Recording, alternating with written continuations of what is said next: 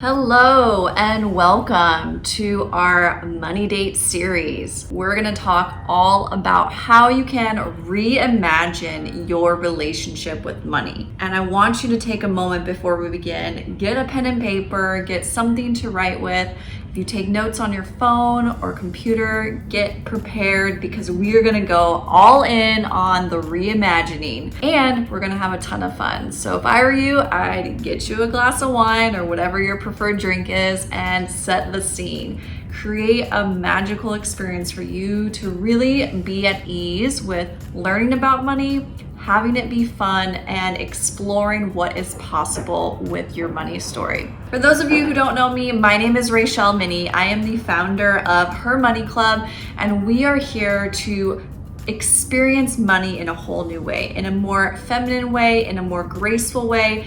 And I don't say this lightheartedly because I know that many of us, myself included, were taught how to be with money from a very masculine point of view. And so I want to address that first and foremost and why I created Money Dates, to allow us to really expand what is possible with our relationship with money. What is the dialogue that's happening in our own mind around money?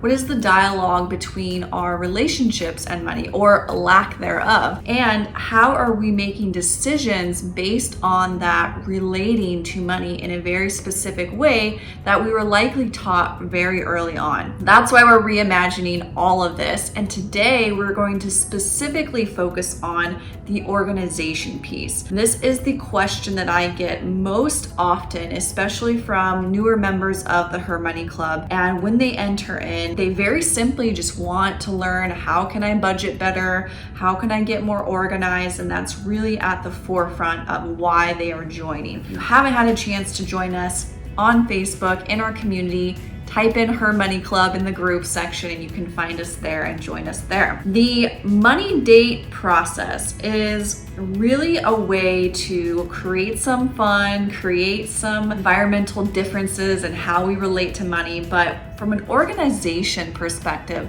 I really want us all to be able to get organized once and for all. How can we automate as much of this process as possible? I do want to make sure I address a lot of the questions that come up along the way and understanding what we really want to get out of this as a result. The first one is we want to feel like we're not missing out on any of the pieces in our entire financial world. And I often find that when we go through an organization process, it is a lot to put together, especially if you have different insurances, different investment accounts, different bank accounts. Maybe it's your money and you have a spouse who has money, and then you have our money, right? There could be multiple buckets that looks like. And ultimately, it's really starting somewhere. So I just encourage you to know what you want to experience in this process, and know that the whole point of this is to make it easier, is to make some decisions easier,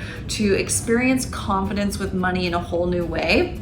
And I think the biggest request once we dig deeper, and once I dig deeper with clients, is we as women want to feel more confident with money. We want to be able to easily rattle off numbers, easily be able to save and invest and have it be simple. And so that is really the purpose of creating this framework, which is the Money Date, to allow you to be in practice of reimagining what that could look like. I think at the forefront of all of this, I also want to acknowledge and address that there are a lot of myths and things that we do that aren't really serving of us in creating that confidence. In my experience, about 80% of women don't feel confident with money. And I polled the Her Money Club community often and asked, on a scale of 1 to 10, how confident are you actually feeling with money generally and overall? And the average answer I get is about a 6.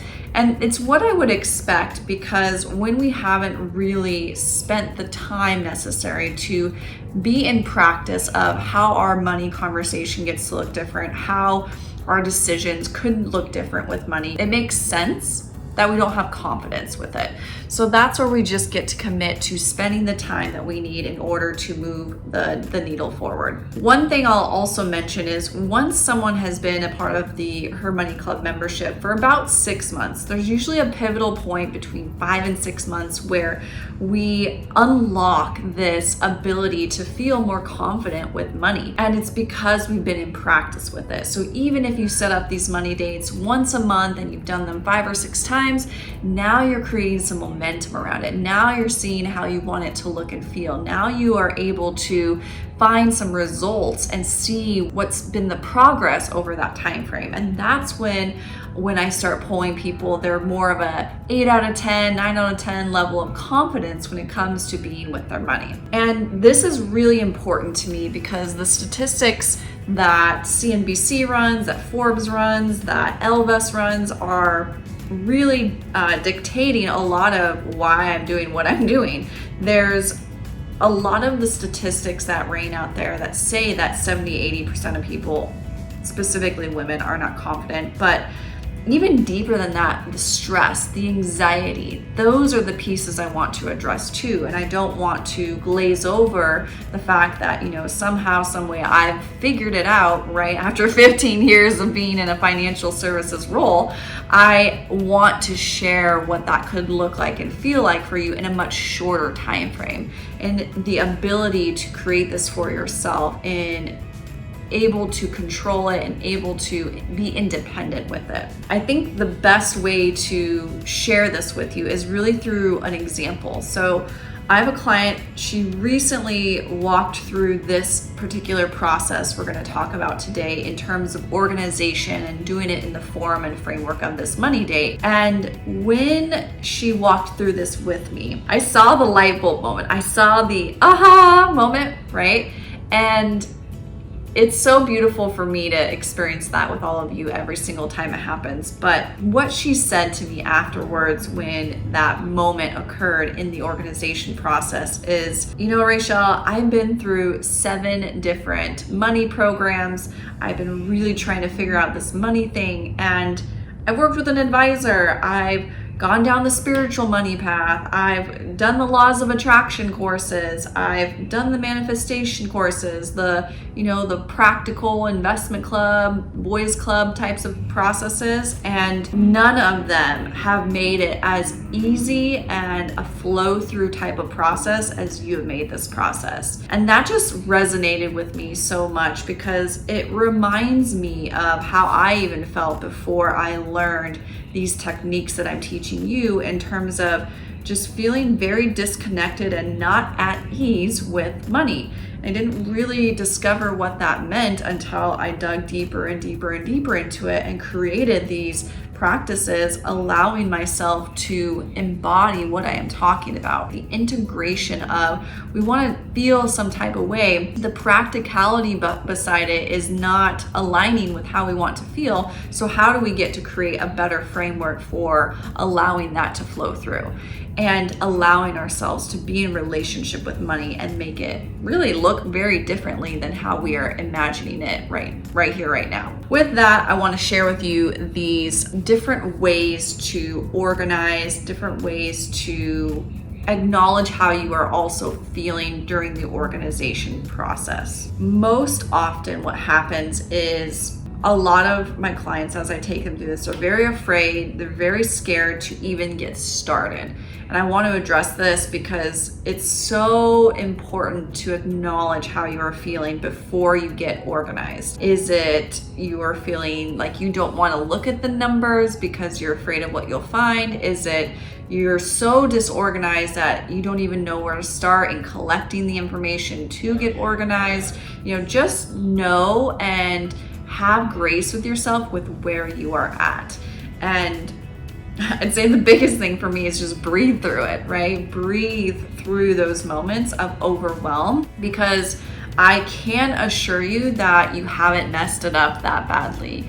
You can only get better. There is nothing that is currently going on in your financial situation that is not figure outable. So really just give yourself that grace, but also share some gratitude moments with yourself. Maybe journal about it. I keep a journal of the evidence that I have where things are working out for me, that as I continue to progress, things are always continuing to unfold in a way that allows me to recognize, like, wow, I came from a place of bankruptcy. I was very sick. I worked myself into this hole of overwhelm. I became bankrupt because of it and all the medical bills, and then had to move my way through it and dig myself out of that. And now 8 years later, it just feels like a distant memory. It almost feels like it didn't happen because I slowly progressed through that. Now, had you asked me even 4 years ago, did it feel that way? No, it's been more recently that it's felt like this distant memory. But in documenting and really seeing my progress, that was slow and steady and really took a lot of time. I am now so thankful that I've been through that journey, because it's allowed me to really pinpoint along the way where you are on your journey and acknowledge that it's okay and it's still figure outable. So just know that it is, and trust that no matter where you're at, no matter how much debt there is, no matter how much savings you have that you haven't invested or what you haven't done hasn't worked out, we can always create progress and move forward. You simply get to decide that that is what you desire and that's what you want to move forward on.